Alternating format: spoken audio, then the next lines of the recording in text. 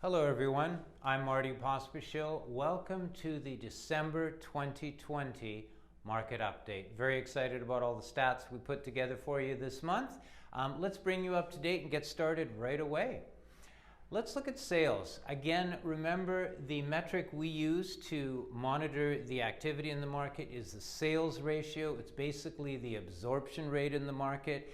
If the sales ratio is below 11%, it's a buyer's market. There's downward pressure in pricing. If it's between 12 and 20%, we're in a balanced market. And if we are greater than 21% sales ratio, there is upward pressure in pricing because it is the balance that determines the price fluctuations in the sales ratio. So that's a metric we use. We're going to run through some stats. Let's actually look at what's happening in our market Speedo snapshot. Metro Vancouver, well, the pent-up demand has crested. The low interest rates and the recovering job market is keeping it strong, and we're currently at a 24% seller's market sales ratio. So very, very strong. Let's look at the individual numbers from year over year. Total listings are up. We're at almost 6,500 listings overall. Total sales are up at 1,556 sales, and that is from the previous year as well. And sale prices year over year are up overall 6%. Let's look at the specific numbers.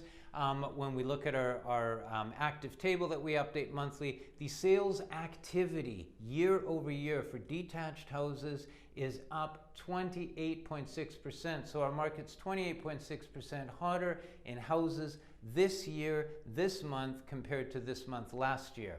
And attached townhomes and half duplexes were up 40.1% in activity. And for apartment condos, we're up 12.2% year over year in activity. Benchmark prices year over year, houses up 9.4% year over year.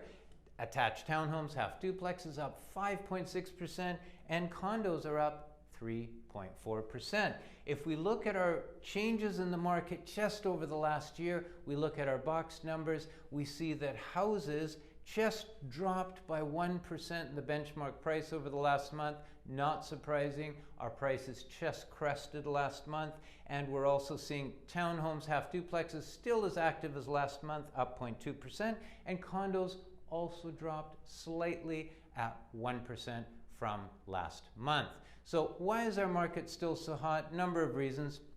Money's cheap, extremely low interest rates are allowing more approvals, and affordability. Buyers have more purchase price and they can reach more product than they've had in a while with these low rates.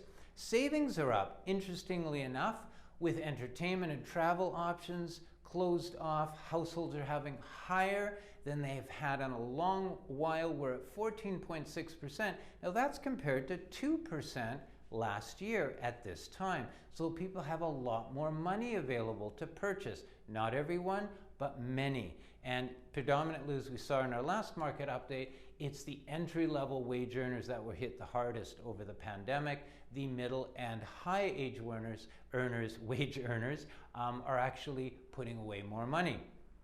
Now, times are changing. With the growing trend of telecommuting and working from home, people need more space to breathe. The need for housing is growing, and space requirements are changing with it. You could call it a renaissance of the home office.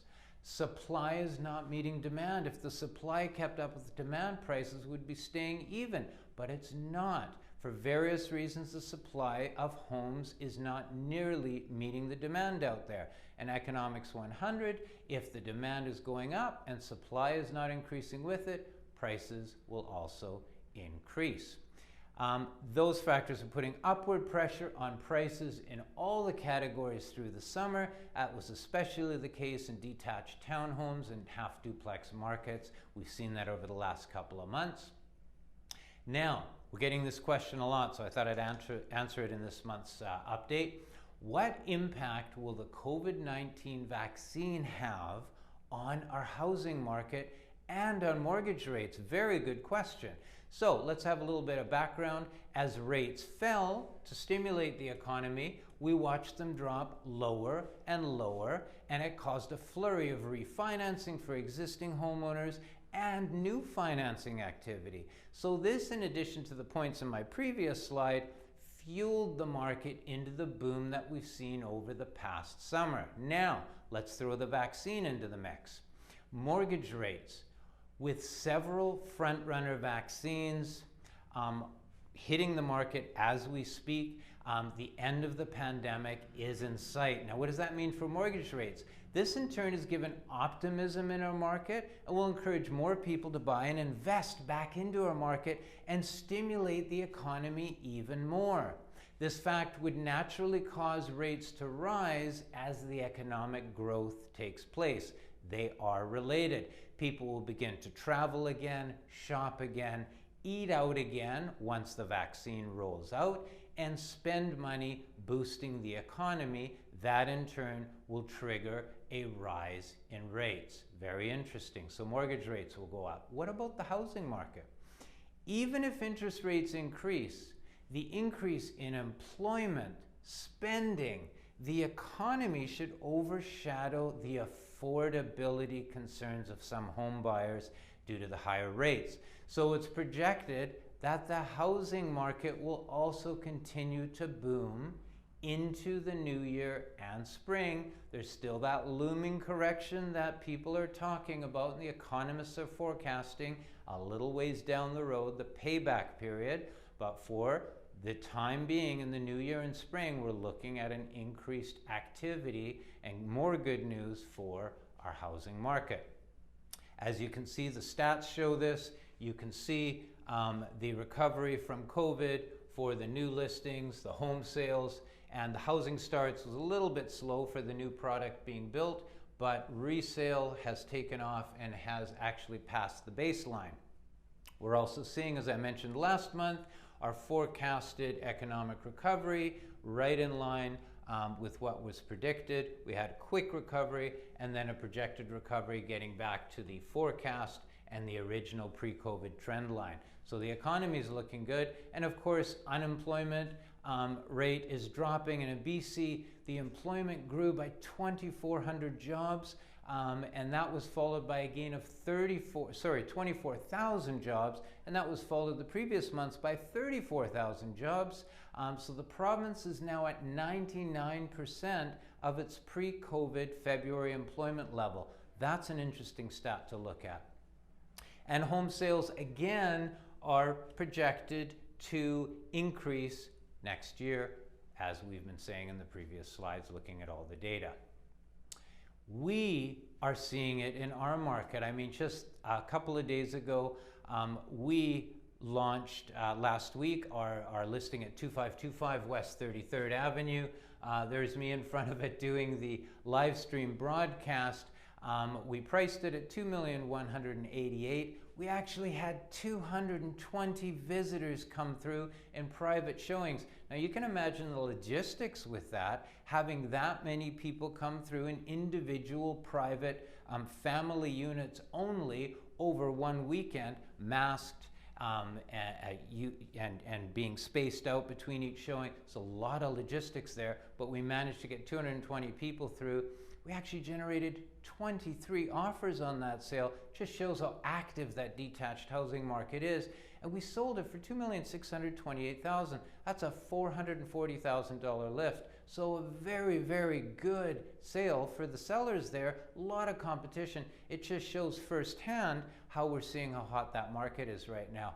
There's a photo of me and Adam holding up the offers, and here's during the negotiation, just lying all those offers out as we're running through them one by one. That was a 3.5-hour negotiation. Great result.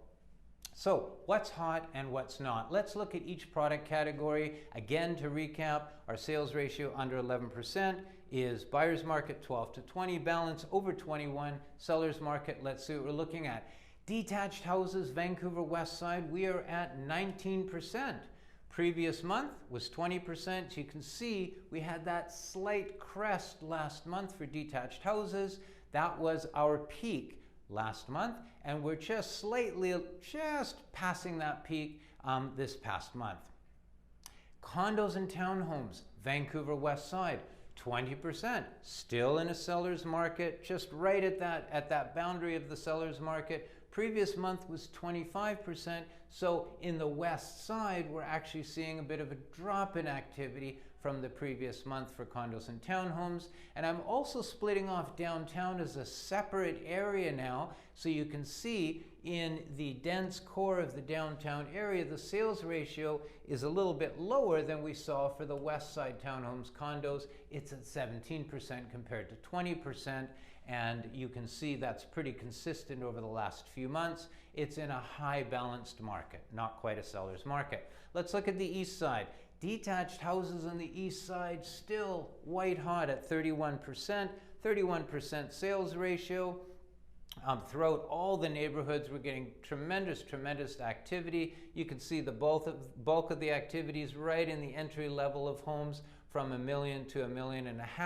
On the east side, extremely active, and that is more active than last month. So we're seeing that white hot pocket still in the east side at its peak, we think, right now, whereas in the west side, it looks like that happened last month.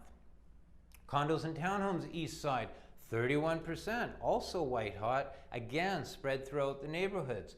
And that is up from last month at 29%, so a little bit down from October. So a little bit of fluctuation there, but still extremely active condos, townhomes on the east side.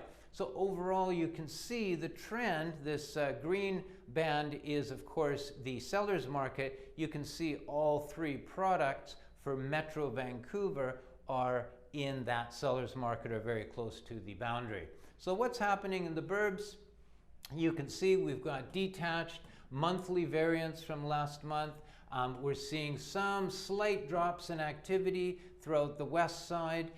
East side, we're seeing an increase. Out in the burbs, it's a mixed bag. We've got Pitt Meadows, Maple Ridge down. We've got Cloverdale, Langley, Abbotsford, and Surrey are slightly up. If we look at attached, we are seeing the North Shore is down a little bit. The downtown Vancouver had a slight recovery last month. Burnaby down. East side, of course, is up. And the burbs are mixed between up and down drop and attached from last month. So it's spread over. It's a real mixed bag throughout the whole greater Vancouver area. What next? What's going to happen next month? Let's make some predictions. Well, very interesting. If we watch the year unfold, and it is the dark green line, here we are building to March. We had a drop in the phase 1 shutdown. We've had an increase in activity where we hit some really good numbers over July. Further increase in activity focusing on detached through August, September, and now we've had a slight drop in number of sales per month into the end of last month. So we're seeing a very different line than is normal, but very interestingly, it's just starting to fall in line now as we enter the end of the year. So to sum it up, here's what we're seeing. We're seeing people with more disposable income. They're getting very cheap money from the banks, so they're adding to the deposits that they have with cheap mortgages. What that means is some of them are buying condos downtown, some of them are buying townhomes, and some of them are buying houses.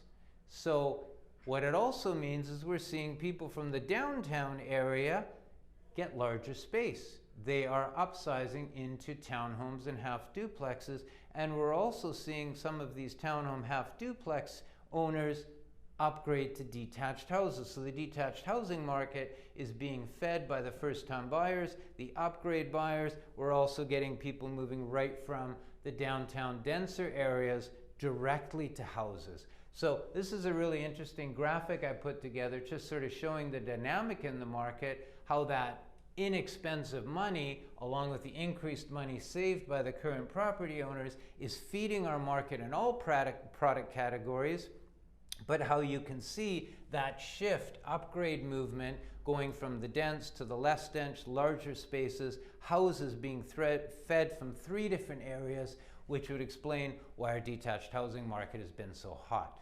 Okay? Consumers are obviously rethinking housing. That's our December 2020 market update. I'm really glad you could join me today. I hope you found some of this information useful. We're here to answer any more questions that you might have. Feel free to email me directly, marty@pospischilrealty.com. Everyone, please stay safe. Have a wonderful rest of the month. I'll be back next month.